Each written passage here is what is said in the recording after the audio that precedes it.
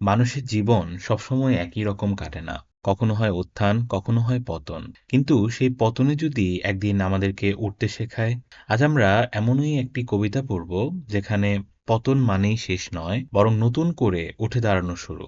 আমি নাইম, শুরু করছি আজকের কবিতা ইস্টার উইংস।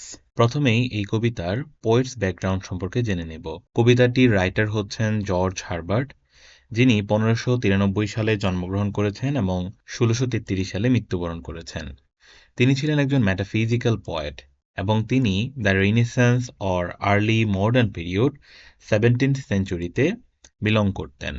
তার কিছু ফেমাস ওয়ার্ক রয়েছে, যেমন the temple, major religious poetic collection, Easter wings and the collar, contribution to literature.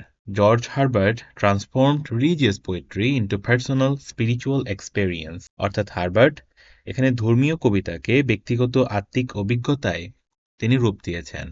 And he is known for his purity of language and his invention of pattern poetry or shape poetry in English literature।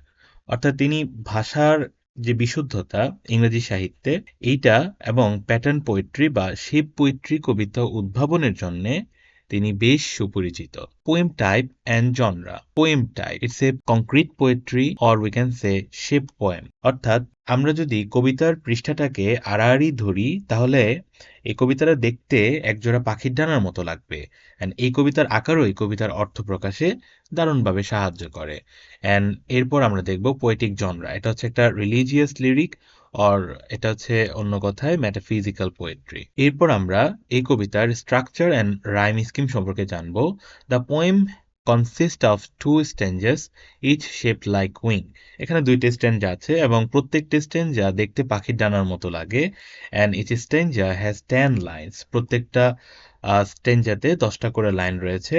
The line first shrink, symbolizing human fall and weakness, and then expand, symbolizing spiritual rise. অর্থাৎ প্রথম line এখানে ছোট হয়, অর্থাৎ এটা বোঝায় মানুষের পতন। অ্যান্ড এর পরবর্তীতে লাইনগুলো আস্তে আস্তে বড় হতে থাকে, অর্থাৎ এটাতে মানুষের আত্মিক উত্থান বোঝাতে ব্যবহার করা হয়েছে। The rhyme scheme is ABABCDCD, and the visual structure reflect the theme of fall, redemption and rise. অর্থাৎ এই কাঠামো কবিতার মূল যে ভাবটা আছে, অর্থাৎ প্রথমে ফল, এরপরে রিডামশন অর্থাৎ মুক্তি, অ্যান্ড এরপর হচ্ছে রাইস অর্থাৎ উত্থান, এই ব্যাপারটা বোঝাতে খুব সুন্দরভাবে হেল্প করে। এরপর দেখবো historical and social context. Time written, exact time unknown, estimate between 1620s or 1630s before Herbert died in 1633। অর্থাৎ এখানে এই এক্স্যাক্টলি টাইমটা জানা যায় না, তবে ধারণা করা যায় যে 1620 থেকে 1630 সালের মধ্যেই কবিতাটা তিনি লিখেছেন। আর এটা প্রথম পাবলিশড হয়েছিল দ্য টেম্পল নামক পোয়েটিক কালেকশনের মধ্যে। The poem was written in the 17th century, A time of strong religious belief in England. The idea of sin, fall of man and salvation through Christ was central। অর্থাৎ কবিতাটা মোটামুটি 17 শতকের দিকে লেখা হয়েছে। ইংল্যান্ডের শক্তিশালীও বিশেষের সময়, ওই সময়ে পাপ, মানুষের পতন এবং খ্রিস্টের মাধ্যমে পরিত্রাণের ধারণা ছিল ওই সময় একটা কেন্দ্রীয় বিষয়। And Easter wings reflect the Christian believe in resurrection and spiritual breath. অর্থাৎ এই যে ইস্টার উইংস, এই কবিতাটা মূলত পুনরুত্থান এবং আধ্যাত্মিক পুনর্জন্মের খ্রিস্টান বিশ্বাসকেই প্রতিফলিত করে। And এখানে কবিতার স্টার শব্দটা দ্বারা আসলে বোঝাচ্ছে যে এটা হচ্ছে একটা খ্রিস্টান festival. It celebrates the resurrection of Jesus Christ. অর্থাৎ এটি যীশু খ্রিস্টের পুনরুত্থান উদযাপন করে। তো খ্রিস্টানরা বিশ্বাস করে যে যীশু খ্রিস্টের মৃত্যুর পর তিনি পুনরুত্থিত হয়েছিলেন, তেমনি তারাও তাদের পাপ থেকে মুক্ত হয়ে নতুন করে জীবন শুরু করতে পারবেন। এই কবিতার প্রথম স্ট্যাঞ্জায় প্রথমেই কবি বলছেন, Lord who created man in wealth and store. হে প্রভু, তুমি মানুষকে সৃষ্টি করেছিলে প্রাচুর্য ও ঐশ্বর্যের মধ্যে। অর্থাৎ কবি বলছেন সৃষ্টির শুরুতে আদম এবং হাওয়া এই মানুষগুলো পরম সুখে এবং স্বর্গে সকল নেয়ামতের মধ্যেই ছিল। দো ফুলিশলি হি লস্ট দ্য সেম। যদিও বোকামি করে অর্থাৎ মানুষ এই সব কিছু হারিয়ে ফেলে। অর্থাৎ মানুষ শয়তানের প্ররোচনায় পড়ে আল্লাহর আদেশ অমান্য করে এবং ইডেন থেকে এই পৃথিবীতে নির্বাসিত হয়, এবং এটাই হচ্ছে মানুষের প্রথম পতন। অ্যান্ড দেন তিনি বলছেন ডিকেইং মোর অ্যান্ড মোর, অর্থাৎ ধীরে ধীরে সে আরো অবনতি লাভ করতে থাকে till he became, যতক্ষণ না সে পরিণত হয় মোস্ট পোর, অত্যন্ত দরিদ্রে। এখানে পোর বলতে আসলে টাকার অভাব বোঝায় না, এখানে বলছে যে আধ্যাত্মিক দারিদ্রতা অর্থাৎ ইমানের অভাব, এই ব্যাপারটা। উইথ দি, তোমার সাথে। কবি বোঝাতে চান ঈশ্বর থেকে বিচ্ছিন্ন হওয়ার ফলেই তার এই অবস্থা বা এই দারিদ্রতা এসেছে। ও লেট মি রাইস, ওহ আমাকে উঠতে দাও। এখান থেকেই মূলত এই কবিতার মোড় পুরোপুরিভাবে ঘুরে যায়। অ্যাজ লার্কস হিউমেরিয়াসলি, লার্ক পাখির মতো সুমধুর ছন্দে। অর্থাৎ লার্ক পাখি যেমন ভোরে আনন্দের গান গেয়ে আকাশে চড়ে, কবিও তেমন পবিত্র হয়ে আনন্দ করতে চান। এরপর তিনি বলছেন, অ্যান্ড সিং দিস ডে দাই ভিক্টোরিস, এবং আজকের এই দিনে অর্থাৎ এই ইস্টারের দিন তোমার বিজয়ের জয়গান গাইতে দাও। এখানে টুডে মানে স্টারের কথা বোঝাচ্ছে, অর্থাৎ যেদিন যিশু মৃত্যুকে জয় করেছিলেন। অ্যান্ড শেষে তিনি বলছেন, then shall the fall further the flight in me, অর্থাৎ তবে এই পতন আমার উড্ডয়নকে আরও শক্তিশালী করবে। অর্থাৎ এটাই হচ্ছে সেই বিখ্যাত প্যারাডক্স, যেখানে কবি বলছেন তিনি যে পাপের গর্তে পড়েছিলেন সেখান থেকেই তিনি শিক্ষা নিয়েই এখন ঈশ্বরের সাহায্যে আরও উঁচুতে উঠতে পারবেন। এখন আমরা এই পুরো স্ট্যাঞ্জার যদি একটু রিক্যাপ করি, তাহলে কবি প্রথম স্ট্যাঞ্জাতেই মানবজাতির সৃষ্টির ইতিহাস এবং পতন তুলে ধরেছেন। মানুষ একসময় স্বর্গে ছিল, কিন্তু পাপের কারণে সে সব হারিয়ে নিঃস্ব হয়ে পৃথিবীতে এসেছে। এখন কবি প্রার্থনা করছেন যেন ইস্টার বা পুনরুত্থানের এই পবিত্র দিনে তিনি লার্ক পাখির মতো করে ডানা মেলে ঈশ্বরের দিকে উড়ে যেতে পারেন। কবির মতে তার এই পতনই তাকে ঈশ্বরের করুণা পাওয়ার সুযোগ করে দিয়েছে। এরপর দ্বিতীয় স্ট্যাঞ্জায় প্রথম লাইনে তিনি বলছেন, my tender age in sorrow did begin, আমার শৈশব শুরু হয়েছিল দুঃখের মধ্যে। And still with sickness and shame, এবং এখনো অসুস্থতা ও লজ্জার সাথে আমি বেঁচে আছি। দো ডিস্ট সো পানিশ সিন, তুমি এভাবেই পাপের শাস্তি দিয়েছিলে। দ্যাট আই বিকেম, যার ফলে আমি হয়েছি মোস্ট থাইন, অত্যন্ত ক্ষীণ, এখানে আসলে দুর্বল বোঝাচ্ছে। অ্যান্ড উইথ দি, তোমার সাথে, অর্থাৎ পুনরায় ঈশ্বরের দিকে ফেরার আকুতি তিনি জানাচ্ছেন। লেট মি কম্বাইন, আমাকে যুক্ত হতে দাও কবি ঈশ্বরের শক্তির সাথে। তিনি নিজের যে দুর্বলতা, এই নিজের দুর্বল আত্মাকে মিলিয়ে দিতে চান। অ্যান্ড ফিল দ্য ভিক্টোরিজ, এবং তোমার বিজয়কে অনুভব করতে দাও। For if I imp my wing on thine, কারণ আমি যদি তোমার ডানার সাথে আমার ডানা জুড়ে দেই। আচ্ছা, এখানে ব্যাপারটা হচ্ছে ইম্প শব্দটা একটা পরিভাষা যার অর্থ হচ্ছে ডানায় নতুন পালক লাগানো। কবি চাইছেন তার ভাঙা আত্মায় ঈশ্বর যেন নতুন পালক লাগিয়ে দেন। And তিনি শেষের লাইনে বলছেন, affliction shall advance the flight in me, তাহলে দুঃখ কষ্টই আমাকে আরো উঁচুতে উঠতে সাহায্য করবে। কবি বিশ্বাস করেন যে জীবনের কষ্টগুলোই তাকে ঈশ্বরের শক্তির উপর নির্ভর করতে শিখিয়েছে, যা তাকে আরো সফল বা আরো অনেক উঁচুতে তাকে নিয়ে যাবে। অ্যান্ড পুরো স্টেঞ্জাতে কবি বলছেন নিজের ব্যক্তিগত অনুতাপের কথা।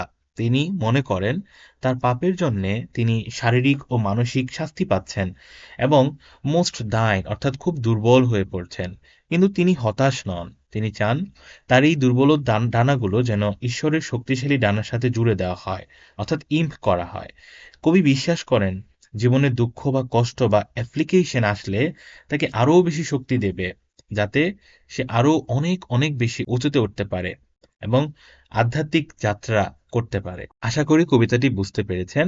এখন আমরা এই কবিতার ইমেজারি অ্যান্ড লিটারেরি ডিভাইস নিয়ে আলোচনা করব। প্রথমেই আমরা জানব ইমেজারি এই ব্যাপারটা কি। এটা হচ্ছে শব্দ বা কবিতার আকারের মাধ্যমে চোখের সামনে কোনো একটা দৃশ্য বা ছবি একদম ভিজুয়ালাইজ করে তুলে ধরা। অর্থাৎ এখানে আমরা একটা ভিজুয়াল ইমেজারি পাই কবিতায়, যেটা হচ্ছে যে shape poetry. The poem is written in a wing like shape showing the souls rise and fall. কবিতাটি ডানার আকৃতিতে লেখা হয়েছে, যা আধ্যাত্মিক উন্নয়ন এবং আত্মার যে পুনরুত্থান এই ব্যাপারটি সরাসরি ফুটিয়ে তোলে। এরপর আমরা ম্যাটাফোর দেখব। ম্যাটাফোর হচ্ছে এমন একটা জিনিস যা অন্য জিনিসের সাথে সরাসরি তুলনা করে, কিন্তু লাইক অথবা অ্যাজ এইগুলো ব্যবহার না করে। তো এখানে উইংস এই শব্দটা দ্বারা, অর্থাৎ এই পাখা বা ডানা এই ব্যাপারটা দ্বারাও কিন্তু এখানে ম্যাটাফোর ঘটেছে। Wings are a metaphor for God's grace, without grace the soul can't fly. অর্থাৎ এখানে ডানা বলতে এখানে ঈশ্বরের যে করুণা, অর্থাৎ গড গ্রেস এই ব্যাপারটা বোঝানো হয়েছে, এবং পবিত্র আত্মার শক্তির প্রতীক, যা একজন পথভ্রষ্ট মানুষকে পুনরায় জাগ্রত করতে পারে। এরপর আমরা দেখব প্যারাডক্স। প্যারাডক্স হলো এমন একটা বাক্য যেটা শুনতে একদম পরস্পর বিরোধী বা অসম্ভব মনে হতে পারে, কিন্তু এটার গভীর একটা সত্য লুকিয়ে থাকে। Then shall the fall further the flight in me, এটা ছিল প্রথম স্ট্রেঞ্জার শেষের লাইনটা। এই লাইনের মধ্যেই খুব সুন্দর করে তিনি এই প্যারাডক্সটা ফুটিয়ে তুলেছেন। The poet suggest that his personal failure and sins fall actually help him rely more on God to fly higher. অর্থাৎ তিনি এখানে বুঝিয়েছেন যে তার পতন বা ব্যর্থতাগুলোই তাকে ঈশ্বরের উপর বেশি নির্ভর করতে সাহায্য করে, যার ফলে তিনি আরো অনেক বেশি উপরে উঠতে পারেন। এখানে অ্যাকচুয়ালি উঁচুতে ওঠা বলতে নিজের ভুল থেকে শিক্ষা নিয়ে আরো ভালো মানুষ হওয়া এবং সৃষ্টিকর্তার আশীর্বাদে জীবনের সকল হতাশা কাটিয়ে সফল হওয়া, এই ব্যাপারটাকেই বোঝানো হচ্ছে। অ্যান্ড শেষে আমরা দেখব সিম্বলিজম। সিম্বলিজম হচ্ছে কোনো বস্তু বা প্রাণীর মাধ্যমে একটা বড় আইডিয়া বা চিন্তা গভীর অর্থ প্রকাশ করা। The lark bird symbolises a pure soul and a new spiritual beginning. এখানে লার্ক হলো আধ্যাত্মিক সূচনার প্রতীক এবং এটা বিশুদ্ধ আত্মা, এই ব্যাপারটাকে সিম্বলাইজ করে। এরপর দেখব poet's tone. The tone is humble, prayerful, reflective and hopeful. এরপর আমরা দেখব সেন্ট্রাল থিম। এই কবিতায় দেখা যায় সিন অ্যান্ড ডিকে, অর্থাৎ পাপ এবং ক্ষয়। The idea that humanity has lost its original glory due to sin. এরপর আমরা দেখব রিডাম্পশন অ্যান্ড রিজারেকশন, অর্থাৎ মুক্তি এবং পুনরুত্থান, এই ব্যাপারটা।